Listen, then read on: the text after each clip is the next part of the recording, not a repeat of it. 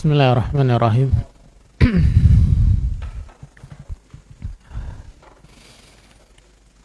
Assalamualaikum warahmatullahi wabarakatuh.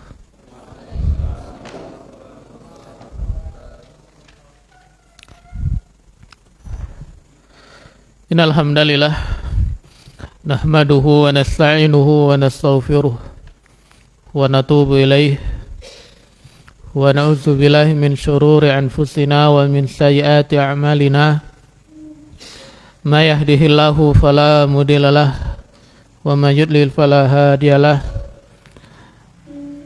Asyhadu an la ilaha illallah wahdahu la syarikalah wa asyhadu anna Muhammadan abduhu wa rasuluh.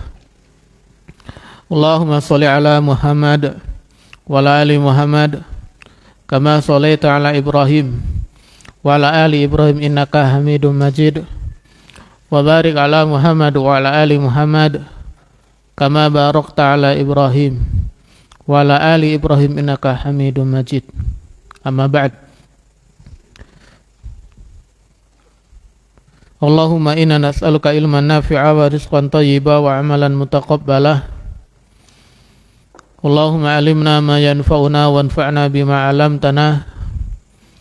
Allahumma la ilma lana illa ma 'allamtana innaka antal alimul hakim. Allahumma la sahla illa ma ja'altahu sahla anta taj'alul hasna idza syi'ta sahla. Wa ba'd. Ikhwani fil rahimani wa rahimakumullah. Alhamdulillah, segala puji dan syukur atas kehadirat Allah Subhanahu wa taala.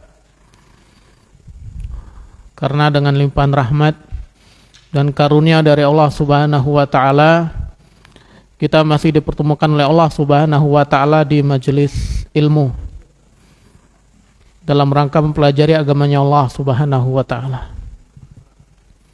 Dan itu adalah bagian dari hidayahnya Allah Subhanahu wa taala yang harus kita jaga, yang harus kita syukuri. Apalagi di zaman kita sekarang, menjaga hidayah itu tidak mudah, ya kan? Banyak godaannya, godaan syahwat, godaan syubhat. Dan alhamdulillah kita masih dipertemukan oleh Allah Subhanahu wa taala di majelis ilmu, mempelajari kitabnya para ulama. Di sini kita belajar Kitabut Tauhid, Ushulus Sunnah, ya kan? Dan juga belajarnya bersama guru. Karena di zaman sekarang ini banyak orang yang rajin belajar tapi nggak pakai guru. Akhirnya dalun mudilun, dia tersesat dan menyesatkan. Karena syarat belajar itu bukan cuma sekedar rajin, bukan cuma sekedar menguasai bahasa Arab, tapi juga harus atas bimbingan seorang guru. Belajar tanpa guru itu bahaya. Kemarin itu ngobrol-ngobrol sama orang, ada bapak-bapak punya keyakinan bahwasanya seorang laki-laki tidak wajib mencari nafkah. Wah, bahaya ini. Dilihat-lihat ternyata orangnya cerdas, Masya Allah. Hobi baca buku, tapi yang nggak tahu buku apa yang dibaca. Dan tidak jelas beliau berguru kepada siapa. Sehingga ya itulah, pemikirannya menyimpang.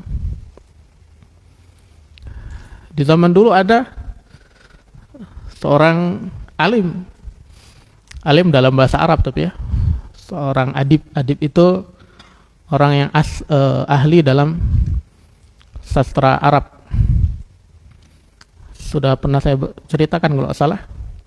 Beliau mengarang sebuah buku yang sangat masyhur, yang pasti akan dipelajari bagi mereka yang ingin mahir dalam sastra Arab. Nama judul bukunya itu Al-Bayan wa Tabyin. Isinya ya tentang bahasa Arab. tentang sastra.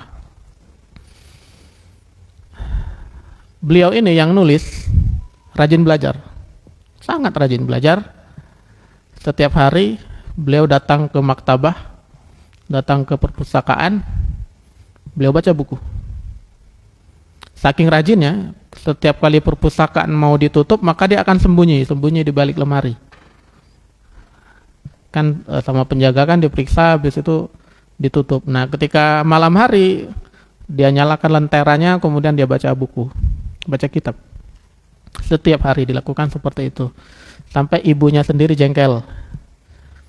Suatu hari dia pulang ke rumahnya, mau makan, begitu dibuka tudung sajinya isinya kitab. Kata ibunya, makan kitabmu. Saking rajinnya. Sayangnya nggak punya guru, sehingga pemikirannya Mu'tazilah, Pak. Bahkan masuk ke dalam kategori dedengkotnya Mu'tazilah. Tapi dalam bahasa Arab jadi rujukan. Itulah bahayanya belajar tanpa seorang guru. Makanya di sini alhamdulillah kita majelisnya ada, kitabnya ada, gurunya pun ada. Alhamdulillah. Tinggal ikhwannya nabung beli kitabnya. Ya kan? Masa udah bertahun-tahun kajian gak bawa kitab? Ya gak? Minimal cari terjemahannya. Kalau yang sudah belajar bahasa Arab, itu wajib beli kitab bahasa Arab. Kemarin teman-teman yang belajar sama kami itu belajar bahasa Arab, beli kitab gak boleh terjemahan. Harus bahasa Arab sebagai bahan belajar. Kalau yang sudah berumur gitu kan, mungkin nggak punya waktu untuk belajar bahasa Arab, ya minimal punya terjemahannya biar enak. Jadi ngaji itu sambil dengerin penjelasan ustadznya, sambil lihat kitabnya, biar nggak ngawang. Biasanya naik modal kuping ngawang, pas di majelis manggut, naam Ustaz. Pulang ke rumah, Abi tadi belajar apa ya, yang penting judulnya tentang Dajjal. Atau minimal bawa buku catatan ya, buku catatan. Dicatat apa yang bisa dicatat. Kami dulu waktu mondok itu punya challenge. Siapa yang paling rajin nyatet kajian Ustadz? Sampai kami dulu punya buku isi catatannya full dari Ustadznya salam sampai salam lagi. Apa yang diucapkan sama Ustadznya tertulis. Jadi rujukan teman-teman waktu itu untuk murojaah hasil kajian. Kemudian salat dan salam kita sampaikan kepada Nabi kita, Nabi Muhammad SAW, kepada seluruh keluarga beliau, sahabat beliau, dan juga kepada seluruh pengikutnya Rasulullah SAW. Dan semoga kita semua di sini selalu istiqomah di atas jalan sunnahnya Rasulullah SAW. Sebagaimana kitab yang sedang kita pelajari, yaitu Usulus Sunnah, pondasi sunnah. Ya kan, di sini kita belajar agar istiqomah di atas jalan sunnahnya Rasulullah SAW. Ikhwani fillah rahimani rahimakumullah, setelah libur panjang kita ya, mungkin ada 3 bulan kita nggak bahas kitab ini. Karena semenjak Ramadan, benar ya, semenjak Ramadan kan libur, kemudian setelah Ramadan kita kebanyakan bahasnya tematik, dan alhamdulillah hari ini kita lanjutkan kembali pembahasan kitab Ushulus Sunnah karya Al-Imam Ahmad ibn Hanbal rahimahullahu ta'ala. Ada yang bawa kitabnya? Enggak ada. Enggak ada, nah suruh baca kitab. Kak Yudi bawa kitabnya? Enggak bawa? PDF. Barakallahu fiik.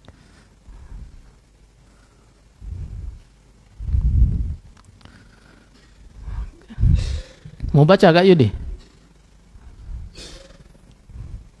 Atau anak yang baca? Anak apa ya? Barakallahu fiik. Alhamdulillah, kita lanjutkan materinya. Kita masuk pada ucapannya penulis rahimahullah ta'ala. Beliau mengatakan, wal imanu annal masihad dajjal kharijun maktubun baina ainaihi kafirun wal ahadisu allati ja'at fihi wal imanu bi anna zalika kainun. Kita ulang. Beliau mengatakan wal imanu, kemudian yang selanjutnya kata beliau beriman, annal mas, dalam sebuah riwayat disebutkan tulisannya kafaro, artinya kafir. Wal ahadisu lati ja'at fihi, dan kita juga harus beriman dengan sepakat. Nah, zaman dulu nggak bisa ya. Sahabat kan habis itu kan berpisah-pisah, ada yang di Kufah, ada yang di Mesir, ada yang di Basra, semuanya meriwayatkan tentang Dajjal. Jadi hadis mutawatir itu hadis yang nggak bisa dibantah, susah mau bantahnya. Wal imanu bi anna zalika kainun, dan kita wajib beriman bahwasanya hal tersebut, bahwasanya Dajjal tersebut benar adanya. Dia adalah sosok manusia dengan ciri-ciri khusus yang nanti akan kita sebutkan, yang memang akan keluar di akhir zaman. Kenapa kok penulis, yaitu Imam Ahmad rahimahullah, memasukkan pembahasan beriman kepada Dajjal ke dalam kitab Ushulus Sunnah? Kenapa? Ada yang tahu alasannya? Alasannya sudah saya berikan jawabannya di kajian-kajian sebelumnya. Ada yang masih ingat?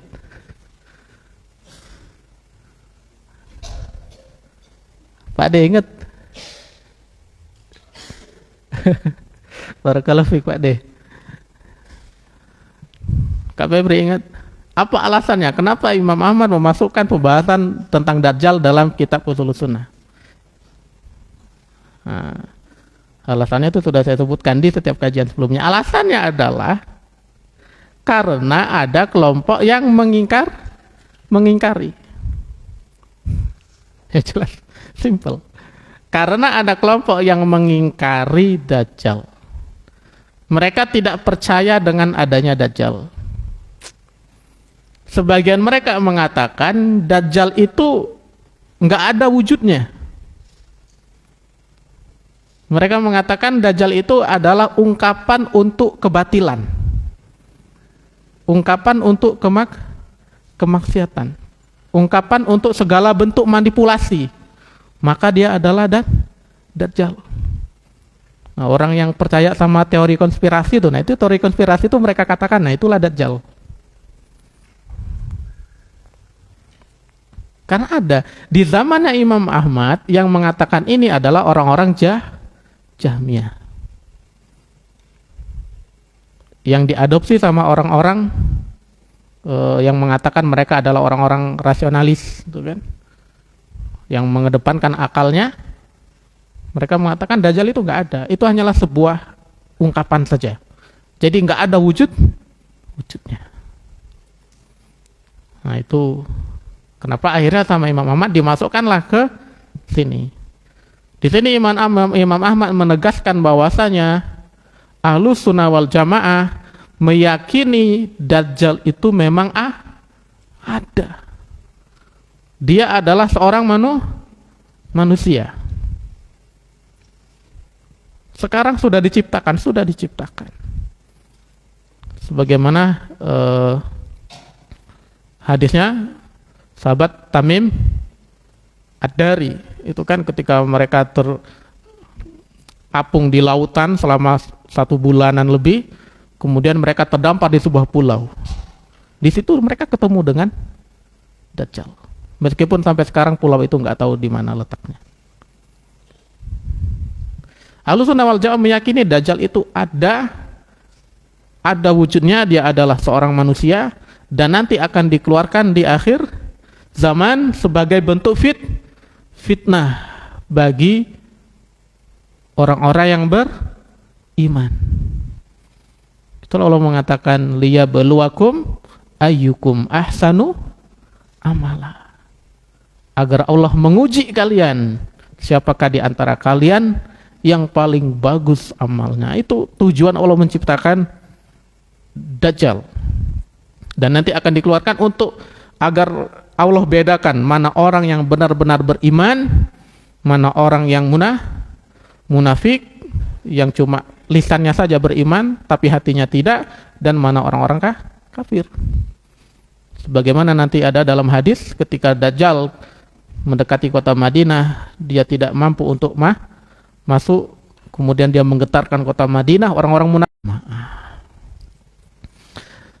Kenapa disebut dengan kata Dajjal?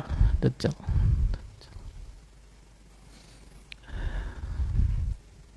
Disebut dengan kata Dajjal. Dajjal itu dalam bahasa Arab namanya Siyahul, dalam ilmu rawi disebut dengan kata Dajjal. Tapi ini secara bahasa ya, secara bahasa. Orang yang hobi bohong, kedustaannya besar, nah itu Dajjal, Dajjal junior. Ya. Dajjal seniornya nanti di akhir zaman.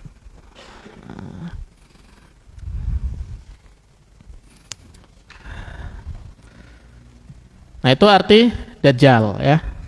Kemudian dia juga punya gelar. Gelarnya sama seperti gelarnya Nabi Isa, Al-Masih. Al-Masih pakai H. Al-Masih. Apa itu arti Masih? Masih itu artinya menghapus atau terhapus. Itu Masih. Kalau penghapus bahasa Arabnya apa? Mimsahatun. Mimsahatun. Al-Masih itu artinya menghapus.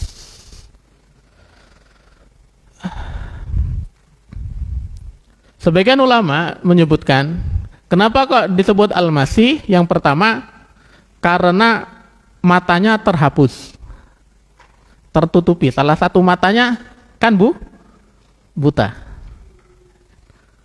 Salah satu matanya buta.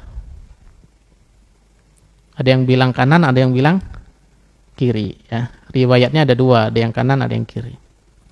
Itu yang pertama. Yang kedua disebut Masih karena dia nanti akan mengelilingi seluruh permukaan bumi ini dengan membawa kesesatan.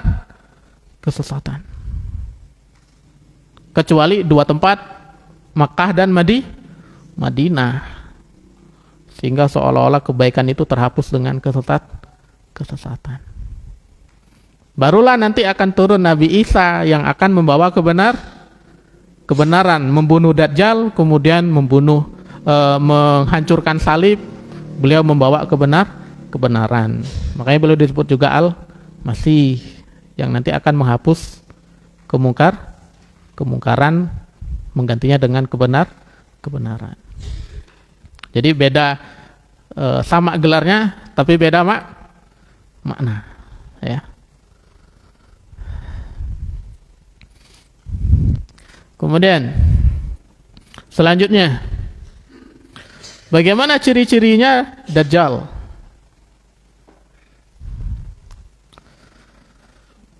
Nanti akan kita sebutkan dulu secara umum, nanti akan kita sebutkan hadis-hadisnya. Oke.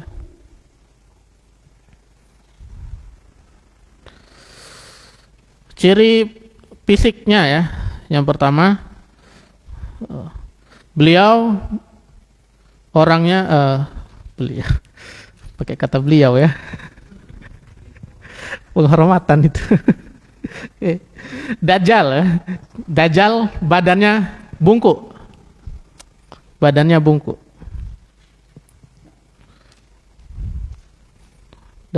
Dalam hadisnya itu fihi daf'un atau inhina.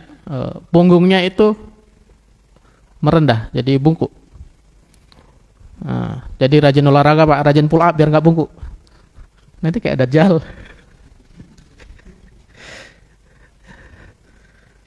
Bungkuk. Kemudian pendek, bungkuk. Karena dalam hadis sebutkan dia rojulun qasir. Rojulun qasir itu berarti pendek.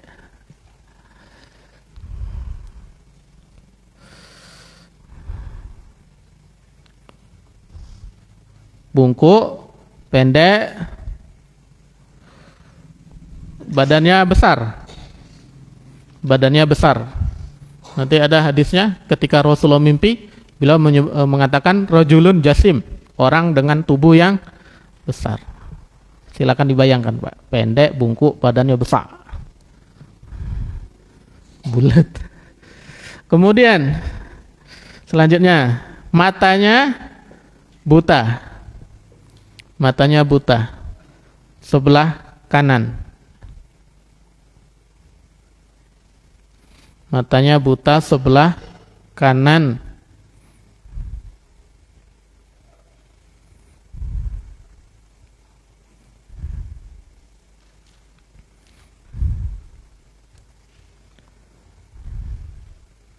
Berarti buta sebelah ya. Dan disebutkan juga bahwasanya matanya itu seperti anggur yang mengapung. Seperti anggur busuk.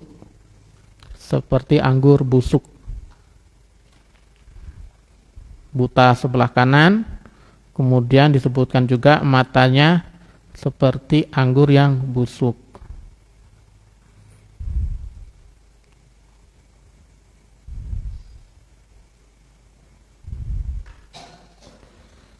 Oke, lanjut. Rambutnya lebat dan keriting. Rambutnya lebat dan keriting.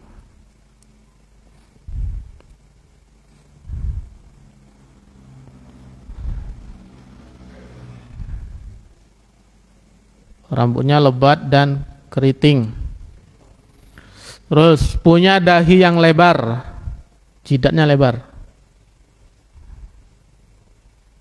Punya dahi yang lebar. Kalau bahasa kita apa namanya Pak? Kening lebar itu apa namanya? Betul.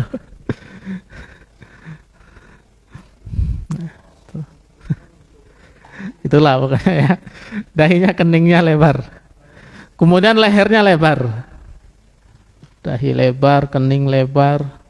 Insyaallah. Leher ya. Lehernya besar berarti. Kemudian selanjutnya kakinya itu pengkar. Tidak lurus. Letter O. Tahu letter O kan? Kan ada yang lurus, ada letter X, ada letter O. Letter O tuh kalau dirapetin dengkulnya LDR. Lututnya itu nggak mau nyatu, nggak mau deketan. Itu letter O. Nah, terbayangkan Pak ciri fisiknya. Orang yang kayak gini ngaku sebagai Tuhan. Tapi banyak yang terperdaya loh Pak. Banyak yang tertipu dengan dia ini. Sudah tertulis kafaroh. Dalam hadis Rasulullah menyebutkan tulisan kafaroh itu bisa dibaca oleh orang yang memang bisa baca, atau orang yang belum sekolah nggak bisa baca tulisan kafaroh itu. Meskipun dia aslinya nggak bisa baca, tapi bisa baca tulisan kafaroh dan dia tahu artinya. Tapi masih banyak yang mengikuti. Kok bisa Pak? Salah satu ulama tuh pernah ditanya tentang hal tersebut. Kenapa Dajjal itu masih banyak pengikutnya meskipun ada tulisan kafaroh? Beliau jawab, di bungkus rokok ada tulisan rokok membunuhmu, tetap dibeli. Tetap dibeli. Itulah manusia, Pak. Sudah dijelaskan dengan segamblang-gamblangnya, kalau sudah tersesat ya udahlah sesat. Paham ya? Nah, sekarang kita baca hadisnya. Hadis-hadis yang menerangkan tentang Dajjal. Sebelum itu kita sebutkan dulu apa makna beriman dengan Dajjal. Kan di sini penulis mengatakan al-imanu anal masihat Dajjal kharijun. Beriman dengan Dajjal. Apa maksudnya? Bagaimana caranya? Cara yang pertama, at-tasdiq bil akhbar atau bil ahadits allati ja'at fihi. Cara yang pertama adalah membenarkan semua hadis yang berbicara tentang Dajjal. Meyakini dan membenarkan semua hadis yang berbicara tentang Dajjal. Meyakininya sesuai dengan maknanya tanpa ditakwil. Meyakininya sesuai dengan makna hadisnya tanpa ditakwil. Ditakwil itu berarti diselewengkan ke makna yang lain. Nah itu. Membenarkan dan meyakini semua hadis yang berbicara tentang Dajjal sesuai dengan maknanya tanpa mentakwil atau menyelewengkan maknanya. Yang kedua, al-inzar wal ikhbar bi khurujihi. Yang kedua adalah memberitakan dan memberikan peringatan akan munculnya Dajjal. Memberitakan,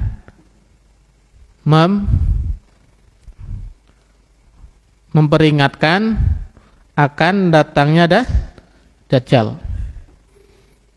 Al-Imam As-Safarini itu sampai mengatakan hendaknya bagi setiap alim untuk menebarkan hadis-hadis tentang Dajjal terhadap anak, istri, dan kaum lelaki. Jadi hadis-hadis tentang Dajjal ini diajarkan. Generasi kita selanjutnya itu diberikan peringatan tentang munculnya Dajjal.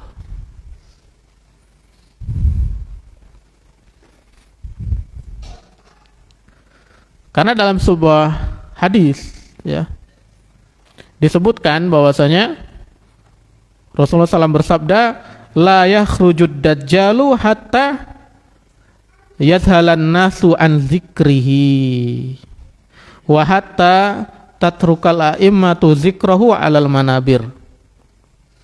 Beliau mengatakan Dajjal itu tidak akan keluar sampai manusia itu lupa dengan Dajjal itu. Artinya hadis-hadis tentang Dajjal ini tidak lagi dipelajari dan orang-orang tidak memperingatkan lagi tentang Dajjal. Dan para imam tidak menyampaikan tentangnya di atas mimbar. Jadi kalau nggak pengen Dajjalnya keluar sekarang, ajarkan hadisnya. Berikan peringatan kepada anak kita. Sebagaimana dulu guru ngaji kita kan ngajarin kita adanya Dajjal. Kami masih ingat dulu orang tua tuh setiap tidur cerita tentang Dajjal. Tentang Dajjal sama tentang neraka, tentang surga, itu yang diceritakan dulu, dongeng sebelum tidur. Insyaallah. Yang kedua ya, memberitakannya, memberikan peringatan akan keluarnya Dajjal. Yang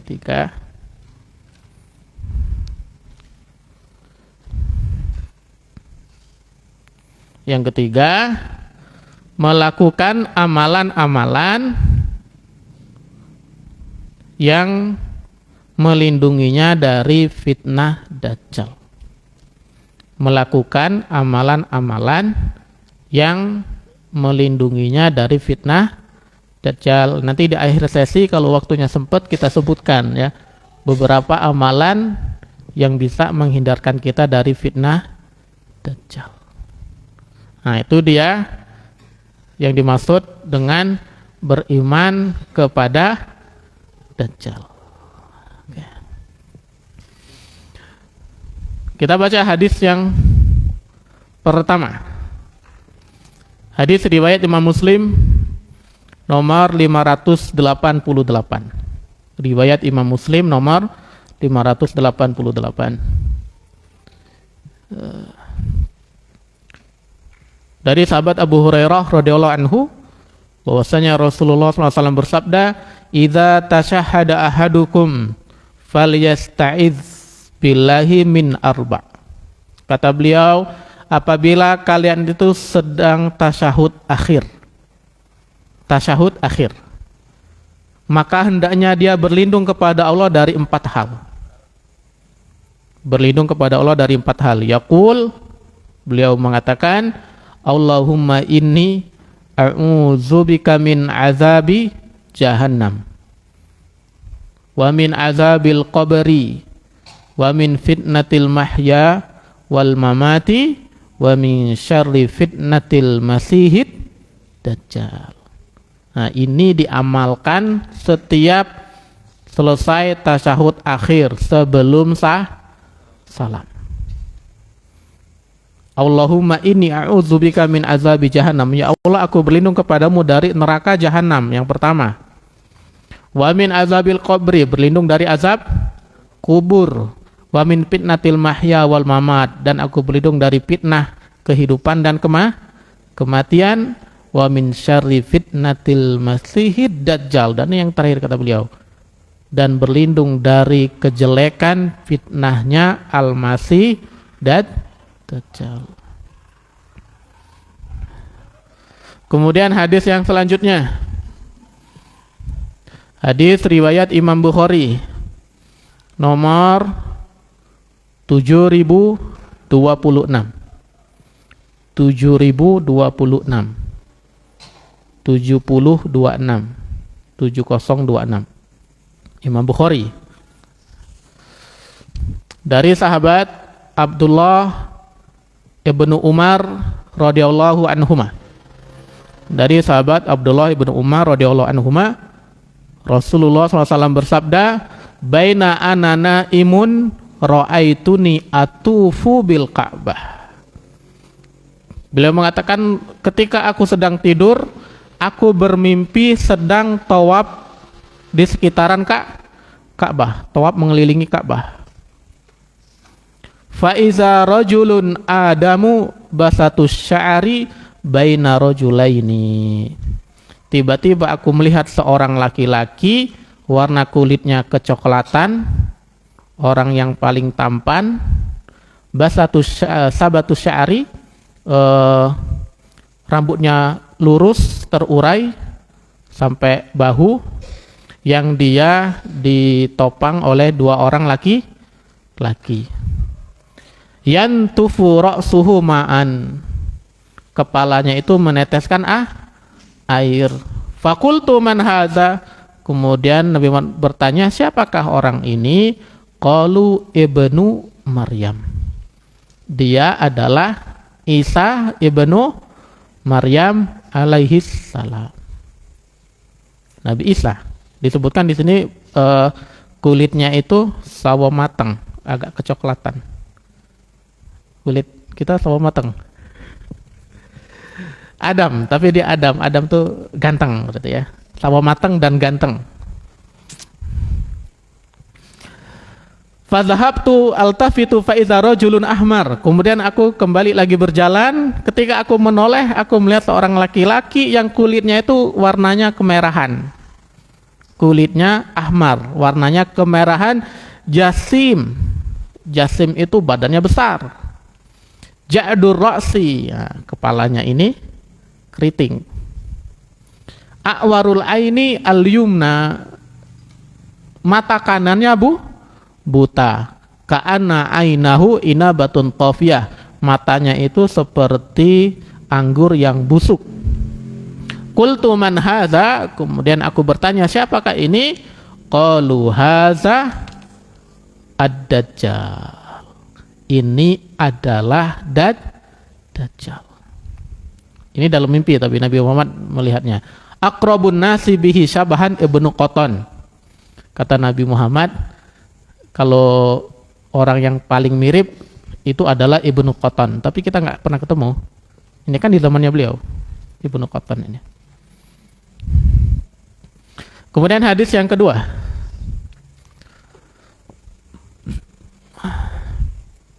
hadis riwayat Imam Bukhari Hadis riwayat Imam Bukhari nomor 3439. Hadis riwayat Imam Bukhari nomor 3439. Wa an Ibnu Umar radhiyallahu anhuma, dan dari sahabat Abdullah ibnu Umar radhiyallahu anhuma bahwasanya Rasulullah SAW bercerita tentang Dajjal di hadapan manusia. Beliau bersabda, innallaha laisa bi'awar. Ketahuilah bahwasanya Allah itu tidak buta sebelah. Ini peringatan dari Nabi Muhammad bahwasanya Allah itu punya sifat yang sempurna. Dan kebutaan enggak bisa lihat, meskipun cuma sebelah, itu adalah bentuk kecacatan. Dan itu tidak boleh dinisbatkan kepada Allah Subhanahu wa taala. Ala innal masihad dajjal a'warul ainil yumna. Dan ketahuilah bahwasanya al-masih ad-dajjal a'warul ainil yumna. Dia buta sebelahkah kanan. Ka'anna ainahu inabatun tawfiyah. Matanya itu seperti anggur yang busuk. Oke. Dari dua hadis ini kita dapat ciri-cirinya tadi yang sudah kita sebutkan, ya kan? Kulitnya kemerahan, badannya besar, rambutnya keriting, matanya buta sebelah, terus matanya seperti anggur yang busuk. Itu ciri-ciri Dajjal yang tadi sudah kita sebutkan. Hadis yang ketiga. Hadis riwayat Imam Muslim. Imam Muslim. Nomor 2937.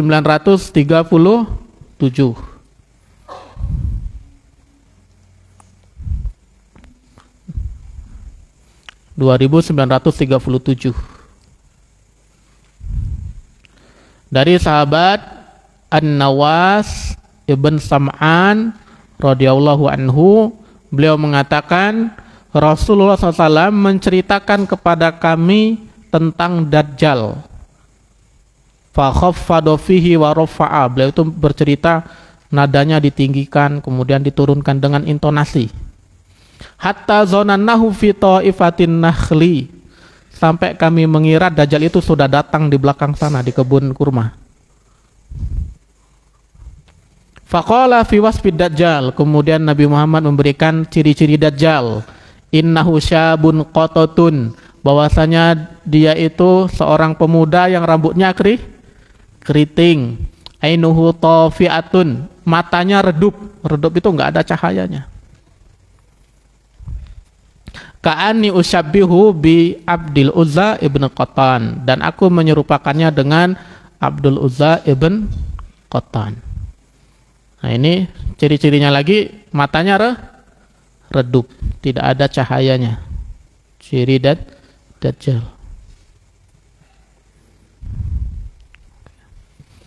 Hadis yang ke-4. Catat aja nomornya, nanti tinggal dicari.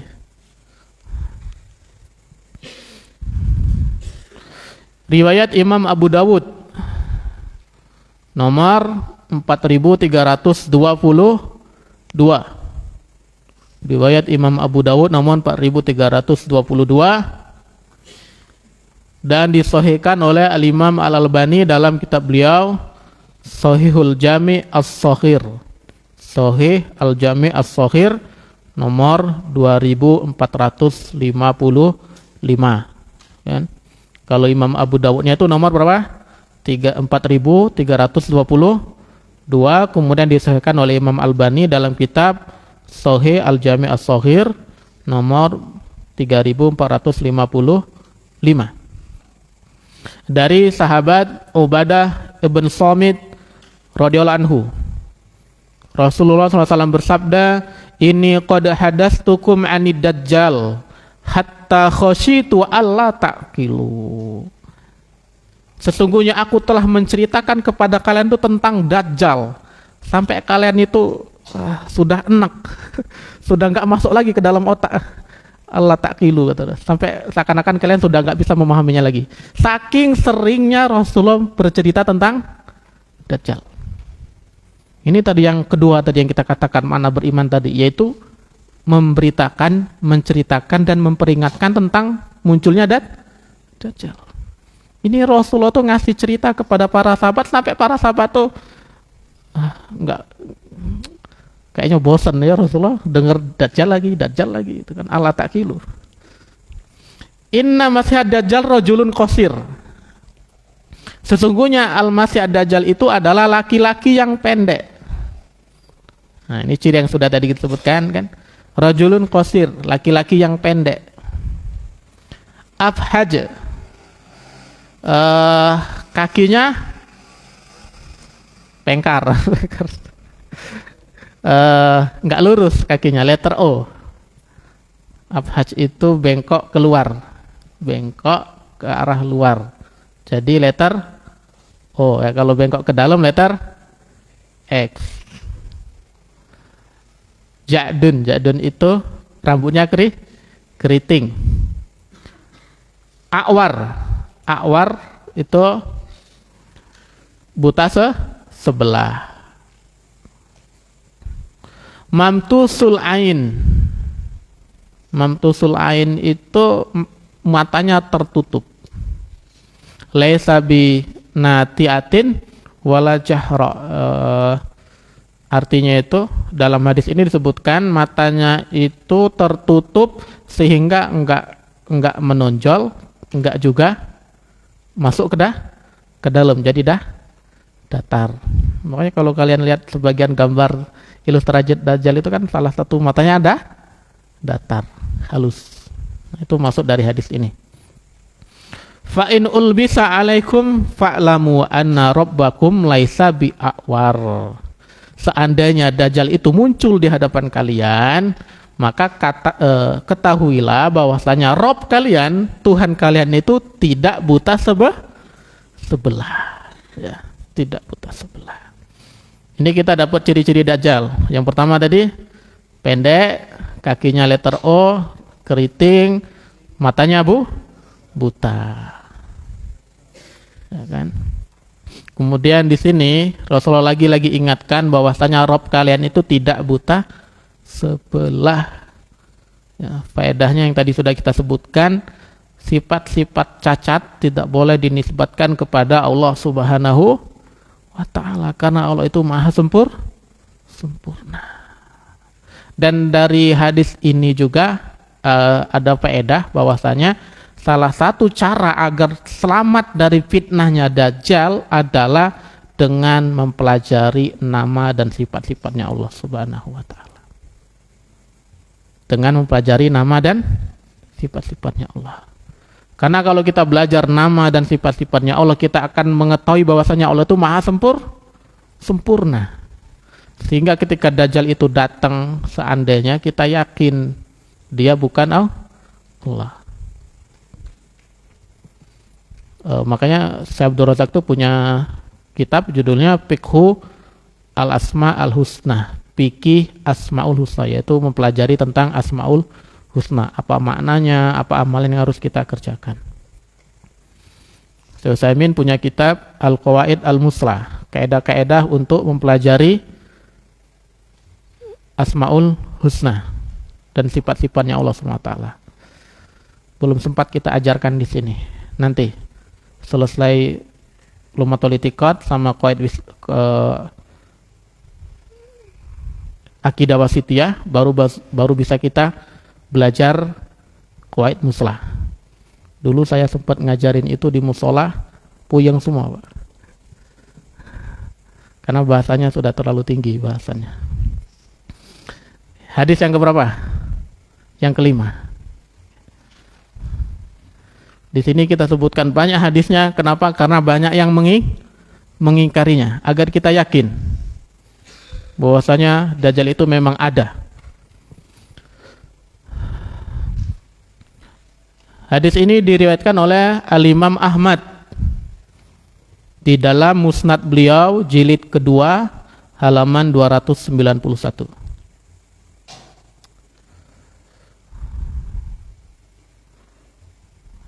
Musnad Imam Ahmad jilid kedua halaman 291. Kalau nggak ketemu karena Musnad Imam Ahmad itu sangat lebar, sangat panjang, berjilid-jilid, maka bisa dicari di kitab As-Sahihah punya Al-Imam Al-Albani nomor 3592. Tapi kitabnya juga berjilid-jilid, Pak. Di maktabah itu sepanjang ini kitabnya. Bunyi hadisnya, wa amma masihud dolalah fa innahu a'warul aini ajlal jabhati aridun nahri fihi dafaun. Bahwasanya al-masih dolalah. Di sini Rasulullah menyebutkan dajjal itu adalah masihud dolalah, orang yang mengitari bumi dengan membawa kesesatan. Nah, itulah tadi kenapa dia disebut masih. Fa innahu a'warul aini, sesungguhnya dia buta sebelah. Ajlal jabhati, keningnya lebar. Aridun nahri, lehernya lebar. Fihi dafaun, bungkuk. Lebar dahinya, lebar lehernya, kemudian orangnya bungkuk.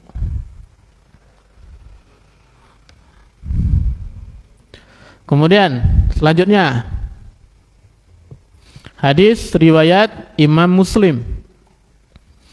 Hadis riwayat Imam Muslim.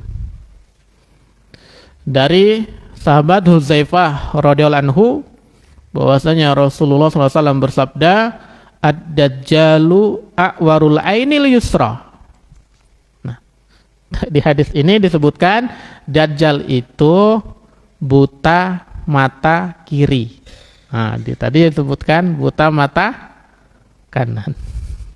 Tapi dalam hadis ini disebutkan a'warul aini. Jufalus sya'ri, rambutnya lebat. Keriting lebat, berarti jadinya keribo. Ma'ahu janatun wanar, dia memiliki surga dan neraka. Fanaruhu jannatun wa jannatuhu narun. Neraka yang dibawa oleh dia adalah surga, dan surga yang dibawa oleh dia adalah neraka. Ya, nanti dia akan datang kepada suatu kaum, mengajaknya untuk beriman, kemudian kaum tersebut beriman sehingga diberikan kehidupan yang mewah. Tanahnya jadi subur, enak kehidupannya di dunia, itulah surganya. Tapi nanti di akhirat masuk neraka. Nanti dia akan datang suatu kaum, ditawarkan, ternyata kaum tersebut tidak mau beriman, sehingga akhirnya tanahnya jadi kering kerontang, mereka tidak memiliki harta sama sekali. Ya, seakan-akan mereka mendapatkan nerakanya, tapi nanti mereka masuk surga. Hadis selanjutnya nomor berapa? 7. Banyak hadisnya ya, insyaallah. Riwayat Imam Bukhari nomor 7131.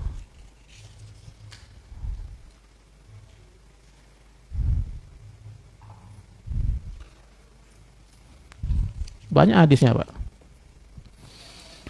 Nomor 7131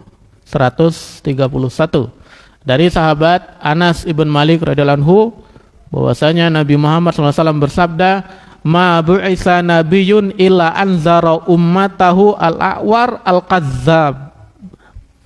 Tidaklah seorang nabi diutus kecuali dia akan memberikan peringatan kepada umatnya akan datangnya seseorang yang buta sebelah dan dia adalah pendusta.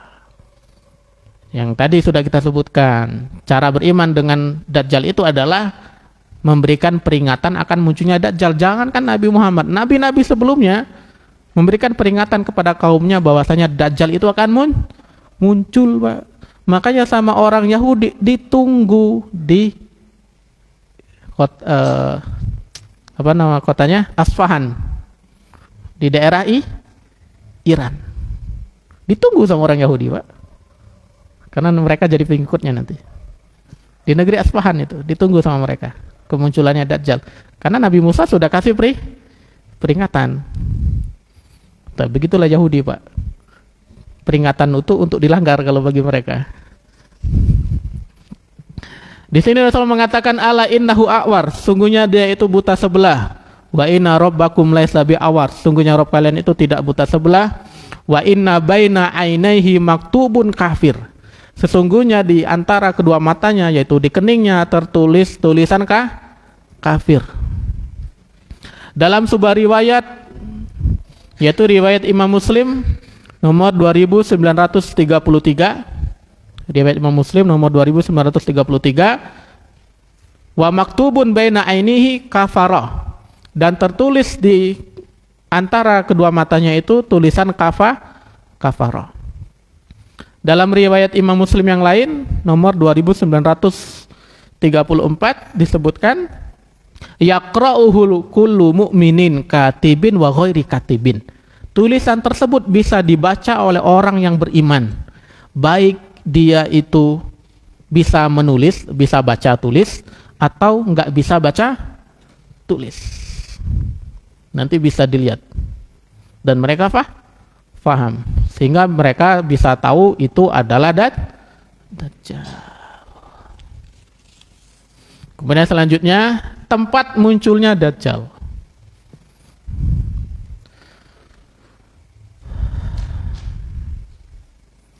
Tempat munculnya Dajjal. Disebutkan bahwasanya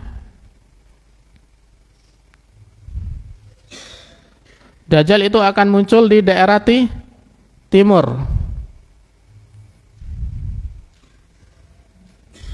Dalam sebagian riwayat disebutkan di daerah Asfahan, yaitu daerah Iran.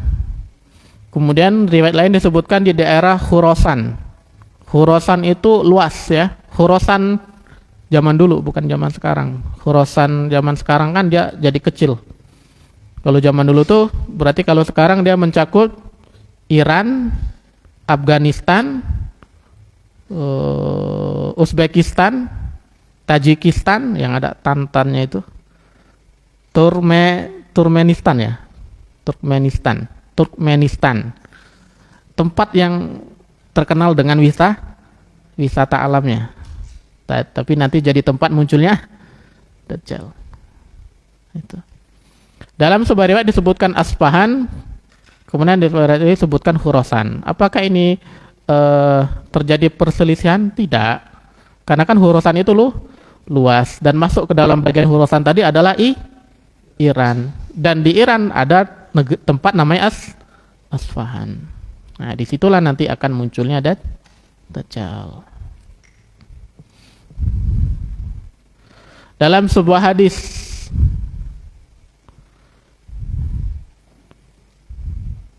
riwayat Imam Muslim ya, nomor 2942, nomor 2942, dari sahabiah namanya Fatimah binti Qais, bahwasanya Rasulullah SAW mengatakan tentang Dajjal. Beliau mengatakan la bal min kibalil masyriqi mahwa, sekali-kali tidak, akan tetapi Dajjal itu akan keluar dari arah timur. Beliau ulangi 3 kali, Dajjal itu akan keluar dari arah timur. Bahkan beliau sampai menuju ke arah timur. Tapi di sini sifatnya masih umum ya. Timurnya masih umum. Kemudian dalam hadis lain riwayat Imam Tirmizi nomor 2237 dan Al-Imam At-Tirmizi mengatakan hadisnya hasan gharib.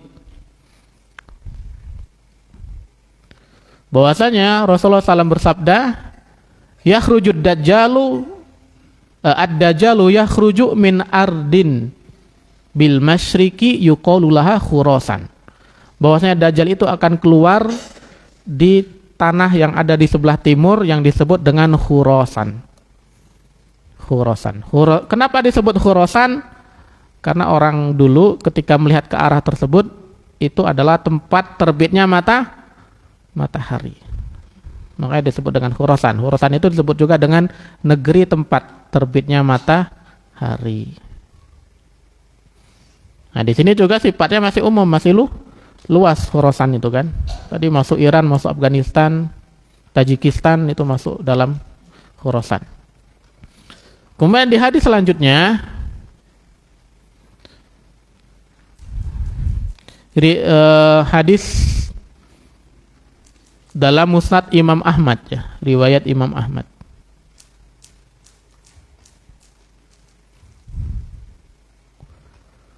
Jilid ketiga nomor 2224.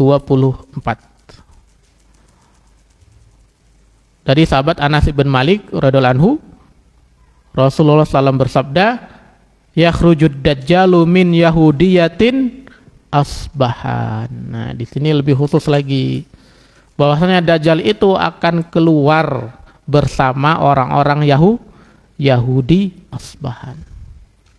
Jadi yang pertama kali jadi pengikutnya nanti adalah orang Yahudi dari kota Asfahan. Ma'ahu sab'una alfan minal yahud. Yang akan jadi pengikutnya nanti adalah 70.000 orang Yahudi, alaihim tijan. Di atas kepala mereka itu ada tijan. Dalam riwayat lain disebutkan toyalisah atau sebuah selendang atau mirip kayak sorban, tapi khusus punya orang Yahudi. Tulis saja di Google itu, toyalisah. Nanti muncul muka-mukanya orang Yahudi. Nah, itu tempat keluarnya Dajjal. Kemudian selanjutnya, berapa lama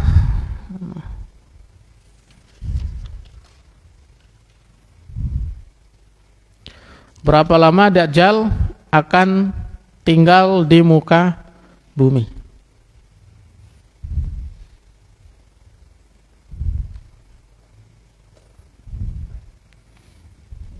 Disebutkan bahwasanya beliau akan tinggal berapa lama? 40 hari. 40 hari. Di sini Rasulullah mengatakan yaumun kasanatin wa yaumun kasyahrin wa yaumun kajumu'atin wa sa'iri ayamihi ka ayamikum. Beliau menyebutkan dia akan tinggal di bumi selama 40 hari.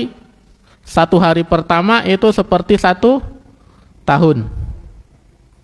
Kemudian satu hari yang kedua seperti 1 bulan. Satu hari yang ketiga seperti 1 pekan. Kemudian sisanya seperti hari-hari biasa. Kemudian para sahabat bertanya, apakah kami sholatnya cuma 5 waktu yang pertama itu, yang cuma satu tahun? Kata Rasulullah, la fakduru, maksudnya silakan ditakar-takar. Berarti ditimbang pakai patokan jam, ya kan, ini sudah masuk jam subuh, berarti sholat subuh. Meskipun itu kayak 1 tahun, perputarannya seperti 1 tahun. Allahu a'lam bishawab. Saya juga tidak mau mengalaminya itu. Gimana? Intinya 40 hari. Satu hari 1 tahun, satu harinya 1 bulan, satu harinya 1 pekan. Kemudian sisanya yang 37 hari itu seperti hari-hari biasa.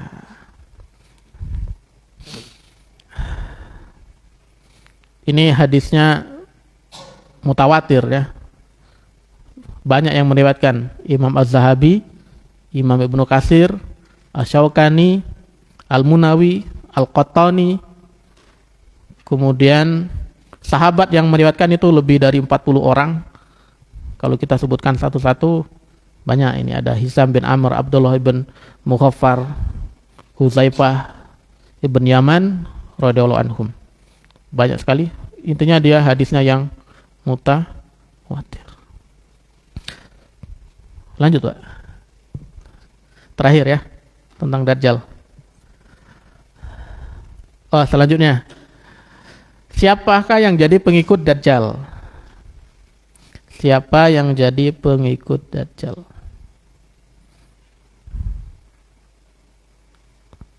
Yang pertama orang Yahudi, jelas ya. Orang Yahudi.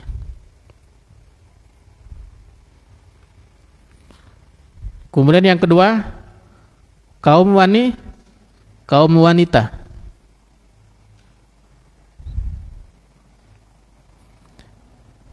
Yang ketiga, orang-orang Khawarij. Orang-orang Khawarij.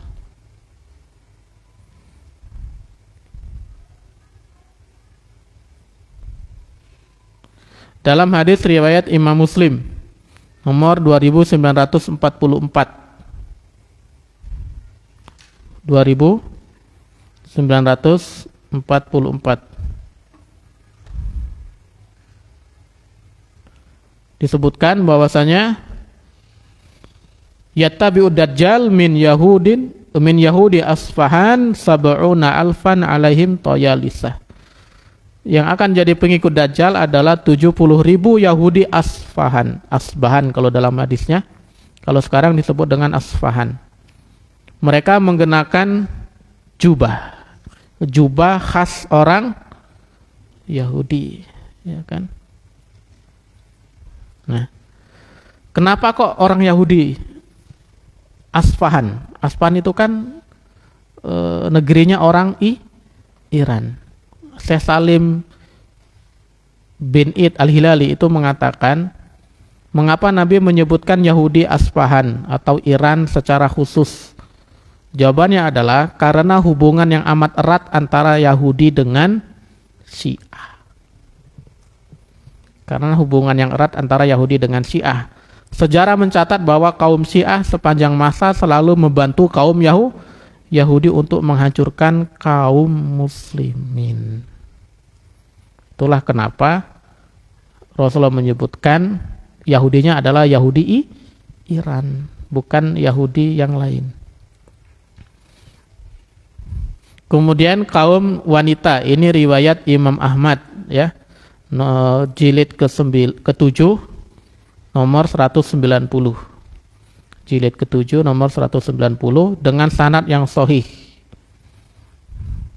Bahwasanya Rasulullah SAW bersabda dari sahabat Ibnu Umar, Dajjal akan turun ke Mirqonah. Mirqonah itu nama sebuah lembah. Dan mayoritas pengikutnya adalah kaum wanita. Kenapa kok kaum wanita? Karena yang paling mudah dipengaruhi itu adalah kaum wanita. Mereka mengandalkan perasaan daripada logika. Lihatlah zaman sekarang. Yang dilakukan oleh Dajjal junior, yang paling banyak mengikutinya adalah kaum wanita. Yang banyak mengikutinya kaum wanita. Yang tren-tren viral di TikTok yang menggadaikan urat malu, kebanyakan yang jadi adalah wanita.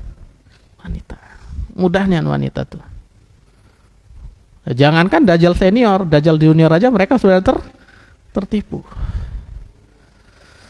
Kemudian selanjutnya adalah kelompok Khawarij ya. Yang ketiga itu adalah kelompok Khawarij. Yaitu riwayat Al-Imam Ibnu Majah nomor 174 dan status hadisnya adalah hasan. Ibnu Majah nomor 174, status hadisnya adalah hasan. Beliau bersabda sallallahu alaihi wasallam, nasya'un yaqra'unal qur'ana la yujawizu taraqiyahum. Nanti akan muncul suatu kelompok yang mereka membaca Al-Quran tetapi tidak sempat atau tidak sampai pada tenggorokan mereka. Artinya Al-Qurannya cuma bagus di lisan tapi nggak sampai ke hati. Makanya mereka berani bunuh Utsman bin Affan, berani bunuh Ali. Jangan salah Pak, yang bunuh Utsman bin Affan, bunuh Ali itu adalah para pembaca Al-Quran. Muncul orang-orang Khawarij baca Al-Quran tapi nggak sampai ke kerongkongan mereka, nggak sampai ke hati mereka. Kullama kharaja furriqa, kullama kharaja farqun kuti'a hatta yakhruja fi aghradihim ad-dajjal. Setiap kali kaum Khawarij itu muncul, maka mereka pasti akan diperangi, akan dibasmi sampai habis. Hingga yang terakhir kali pasukan terbesar mereka nanti adalah muncul bersama Dajjal. Ahli Quran kok bisa jadi pengikut Dajjal? Karena tidak sampai ke hati mereka Al-Qurannya.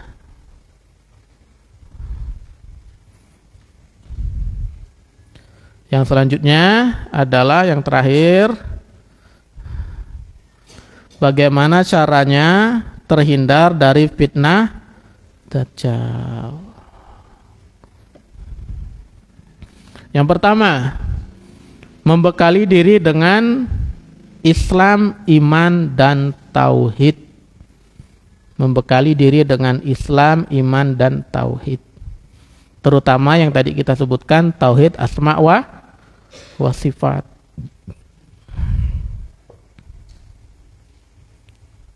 Kemudian yang kedua, banyak berdoa kepada Allah dari fitnah Dajjal, yaitu setiap selesai tasyahud akhir sebelum salam. Allahumma inni a'udzubika min azabi jahannam wa min azabil qabri wa min fitnatil mahya wal mamati wa min syarri fitnatil masihid Dajjal. Yang ketiga, menghafal 10 ayat pertama surat Al-Kahfi, ya. Menghafal 10 ayat pertama surat Al-Kahfi. Hadisnya riwayat Imam Muslim nomor 2937. 2937. Man hafidha asra ayatin min awwali suratil Kahfi usima minad Dajjal. Barang siapa yang menghafal 10 ayat awal surat Al-Kahfi, maka dia akan dilindungi dari Dajjal.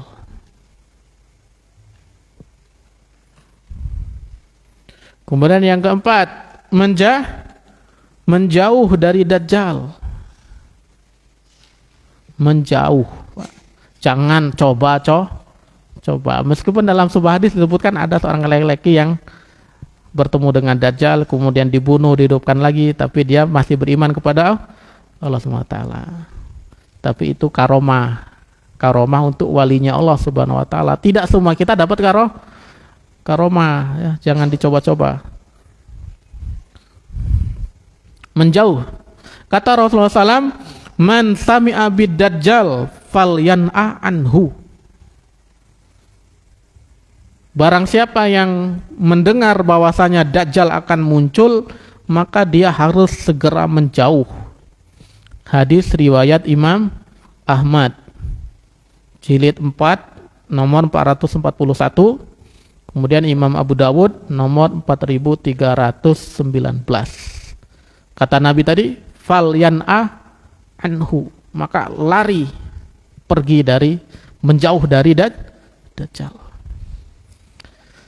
Jangan coba-coba, jangan main taruhan, karena yang ditaruhkan itu surga dan neraka. Yang kelima, tinggal di kota Mekah dan Madinah dengan syarat beriman. Meskipun tinggal di kota Mekah Madinah, kalau munafik percuma, tetap bakalan keluar jadi pengikutnya Dajjal.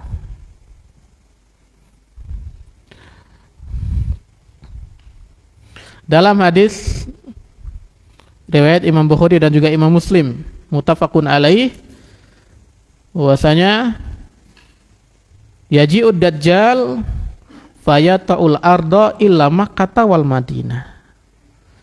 Bahwasanya dajjal itu akan datang, kemudian dia akan mengelilingi seluruh permukaan bumi kecuali dua kota, kota Mekah dan Madinah. Fayajidu bikulli naqbin min nuqabiha sufufan minal malaikah. Dia menjumpai pada setiap gang atau lorong-lorong kota Madinah dan Mekah itu terdapat malaikat yang berbaris. Jadi tinggal di kota Mekah dan kota Madinah.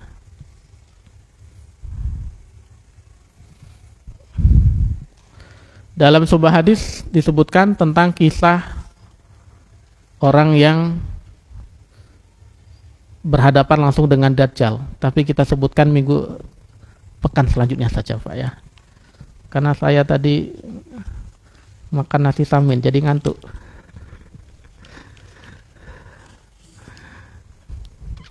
Karena pembahasannya belum selesai.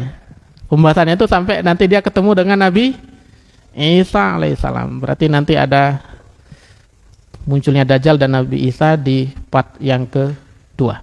Insyaallah itu yang bisa kita pelajari tentang Al-Masih Ad-Dajjal. Oke. Langsung saja Pak ya. Pertanyaannya ditabung di pertemuan selanjutnya kalau memang ada pertanyaan. Itu yang bisa kami sampaikan. Mohon maaf jika ada kesalahan atau ada yang tersinggung karena ucapan kami yang mungkin kurang berkenan. Tapi sekali lagi saya katakan, yang namanya dakwah itu harus menyinggung. Kalau nggak ada yang tersinggung itu bukan dakwah. Kita tutup dengan doa kafaratul majelis. Subhanakallahumma wa bihamdika asyhadu an la ilaha illa anta astaghfiruka wa atubu ilaik. Assalamualaikum warahmatullahi wabarakatuh.